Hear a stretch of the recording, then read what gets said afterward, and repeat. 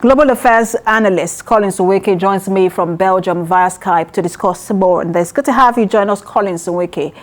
A dozen countries and historians have already used the term genocide to describe the killing and other human rights abuses against Armenians during World War I. Why is it so significant coming from President Biden? Thank you for having me, Precious. The reason the pronouncements of President Joe Biden is significant is indeed, one of the remarks you made in your preface, which is that the atrocities were committed 106 years ago, but President Biden is the first president all of these years to summon the courage, the uncommon courage I must add, to actually call what happened in Armenia exactly what it is, which is genocide. Now, there are two reasons that other presidents have not had the courage to do what Biden did. Number one, Turkey is seen as a strategic ally, a NATO ally as well, a NATO partner, and also the atmosphere within the United States of America wasn't quite ripe for America to actually take that bold step.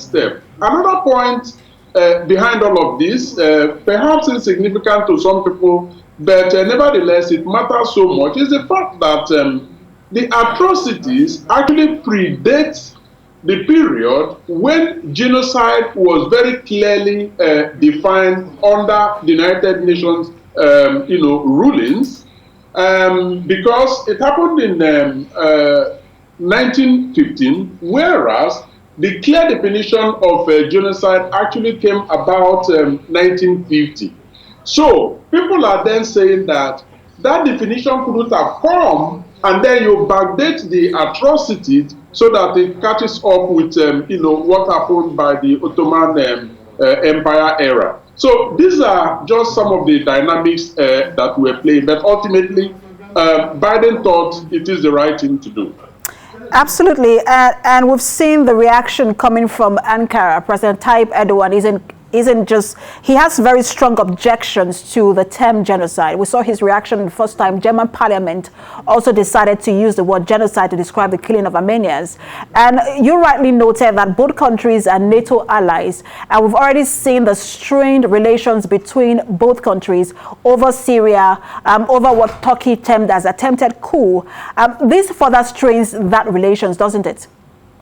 It does strain the relationship, but I must say that it is curious that so far Turkey has not managed to, respond to this pronouncement by President Biden in the gusto that people had expected. Apart from, the use of the word populist, this is political opportunism, this is outrageous, and so on and so forth. Even President Erdogan himself has not managed to utter a single word about this pronouncement. So that surprises people, because they actually thought that the repercussion, against America from Turkey was going to be huge. So in the end, it looks like, this was a major targeted announcement, but one of the reasons it probably, is playing out quietly and will not have a far-reaching, damage to the relationship between the U.S. and Turkey is the fact that Biden was very careful in his wordings of the statement. Now, he didn't apportion specific blame to Turkey as a country. Rather, he blamed the Ottoman era where it happened. He didn't look very much in the past. Rather, he looked in the future, because ultimately for him, human rights is very, very important, and he needed to fulfill his campaign promise. But not only fulfilling his campaign promise, it was important also to him to send a strong message out there that wherever human rights abuses happen, whether in the past or now, he needs to stand up and condemn it because of the... And I want to get to that very quickly, because you raised a very interesting point. It's interesting that you mentioned that human rights policies are quite a focus of the Biden administration. But before we get there, I want to ask you about Turkish alignment with the Russian government. We've seen that Turkey-Russia alignment in recent times. Do you think that this pronouncement, although you rightly said that we've not seen that very strong objection coming from Turkey, but are we going to see more Turkey-Russia alignment as a result of this? It will only solidify more. I mean, the relations between Turkey and Russia, I mean, both of them have actually proved themselves to be bullies of the neighborhood. And I believe that anything that they can do together to alienate the United States of America, of course, that is a delicious dinner for them. And so we are expected to see more of such a realignment, especially, around the issue of Syria. Another worrying aspect of it is also the NATO alliance. But ultimately, I think the other forces within the, NATO alliance would be able to, gang up, for want of a better word, against them. All right, so I just quickly, in a second, if you can quickly just answer this question, because you mentioned about human rights abuses being the focal point of the Biden administration. Should we be expecting the same reaction when it comes to Saudi Arabia and the Chinese treatment of Uyghurs in China? It is hard to predict.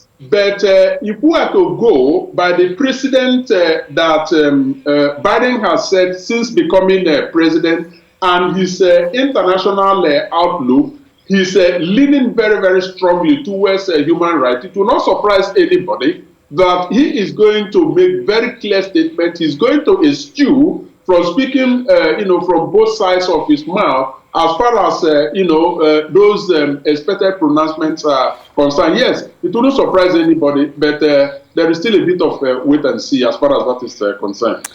So much to watch out for in coming days and coming months, especially when it comes to Turkey-US relations. Global Affairs Analyst Nweke, always great to have you talk to us. My pleasure. Thank you for having me, Precious.